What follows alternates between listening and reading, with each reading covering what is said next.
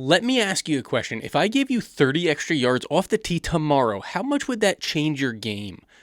Maybe you'd hit shorter clubs into the greens. That's a good thing. Maybe you'd reach par fives in two.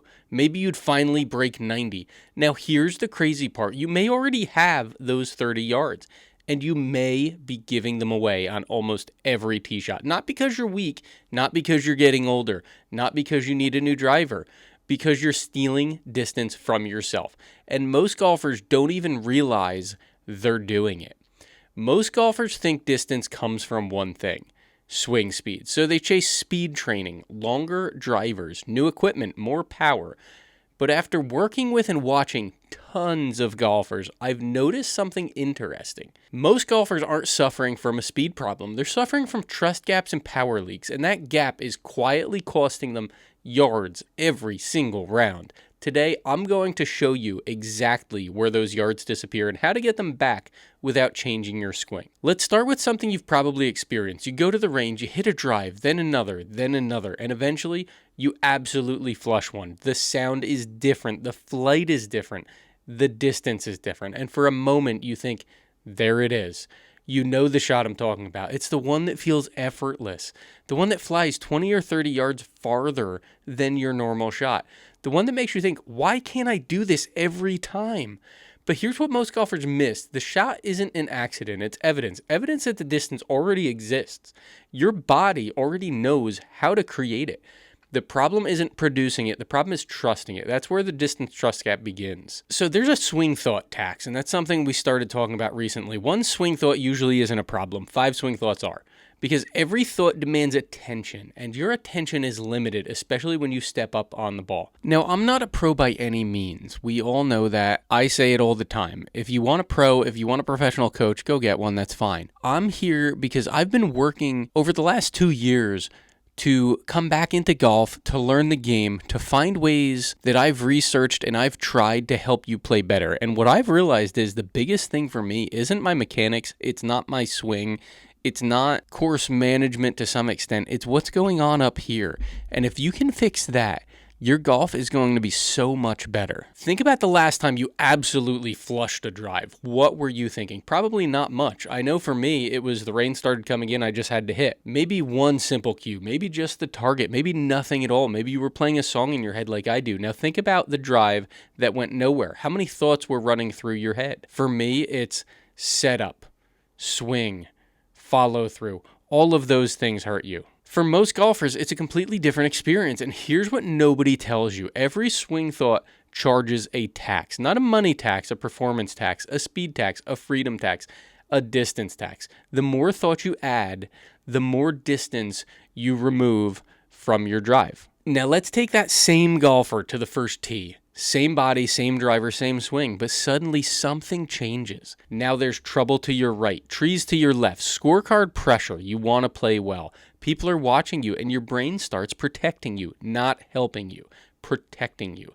This is where most golfers unknowingly steal distance because they stop trying to swing and start trying to control. Control the ball, control the outcome, control the miss, control the danger.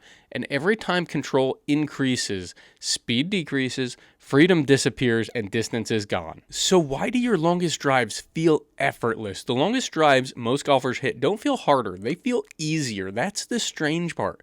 If distance came from effort alone, your hardest swings would always be your longest. But they aren't.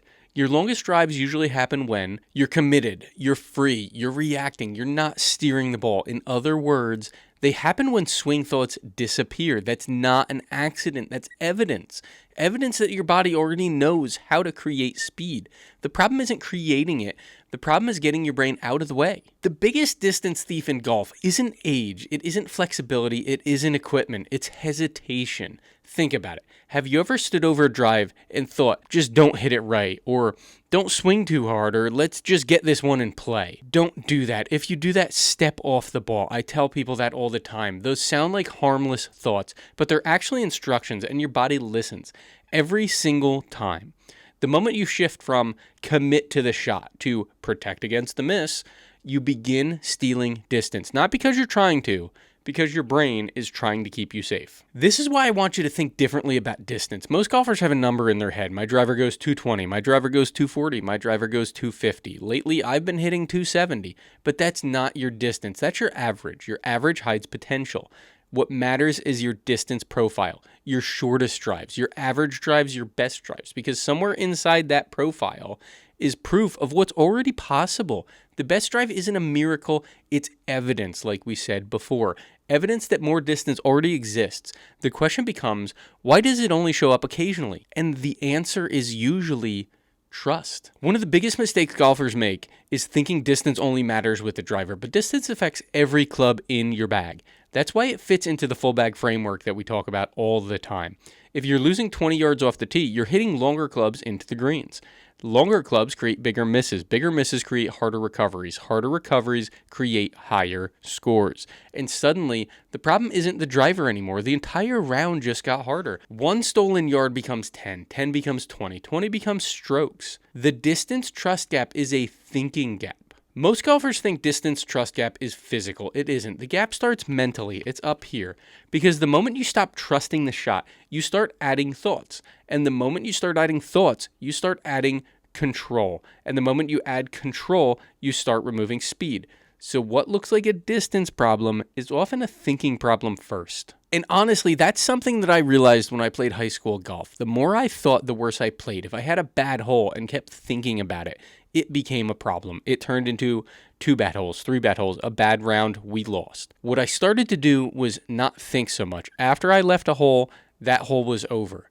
And what I found was with less thinking, with having a set routine, which we've gone over in other videos and we'll do another one on it, it set me up to play better golf. It's all about the thoughts. So how do you stop stealing distance? You stop trying to manufacture it. Most golfers think I need to swing harder. Actually, you need to trust more. Trust the target. Trust the motion. Trust the swing you've already built. You've done the work, because distance isn't usually hiding in effort. It's hiding behind hesitation. The golfers who gain distance the fastest aren't always the strongest. They're the golfers who finally close that distance trust gap. The golfers who stop steering, stop protecting, stop negotiating, and start committing to their shot. The next time you hit one of these drives that flies farther than normal, don't dismiss it. Don't call it lucky. Don't call it a fluke. Don't expect that to be your normal, but pay attention, because that shot is showing you something. It's showing you what happens when trust replaces control. And once you realize that, you stop asking, how do I get more distance? And start asking, why am I holding it back? Because you're probably not losing distance. You're stealing it from yourself. And that's a completely different problem. Last video, we talked about swing thoughts. This video, we talked more about distance. But they're really the same conversation, because even unnecessary swing thoughts ask your body to slow down, protect itself, manage the outcome. And every time that happens, you widen your trust gaps. So the next time you stand on a tee box, don't ask, how can I hit this farther? Ask, what thought can I remove? All of them. Because your best distance doesn't usually show up when you try harder. It shows up when you finally stop getting in your own way. And that's why you're not losing distance. You're stealing it from yourself. One thing that I really enjoy now that I'm back into golf is helping other people get better. I've got a bunch of friends that I'll go out with and I'll give them tips here and there. On the course, I don't like doing that, but they can send me a video. We can go to the range, and there's a lot of things that I'll catch that I can help them tweak. Something as simple as keeping the V in your arm. Something as simple as looking at the ball, staying down on it, coming up with the driver, setting up completely wrong. There's all these minor things that you can fix by just doing some research, setting up. I have a sim in my garage, and that's really helped me. I can go out there anytime I want. If you're interested in anything like that, if you want me to look at your swing, reach out, send us some video, and we can go from there. We can help you learn to play better golf, but make sure you subscribe so you see all of our videos when they come out. My goal is to help you. I want to become a scratch golfer, but I also want you to hit all of your goals. If you haven't watched the rest of our Full Bag Framework series, go watch that next. It's going to be popping up now because that's where this system starts. And comment questions down below. We'll work on answering them on our next live. Remember, our goal is to help you in 2026 so that we can all play better, have more fun, and love the game again. See you next time.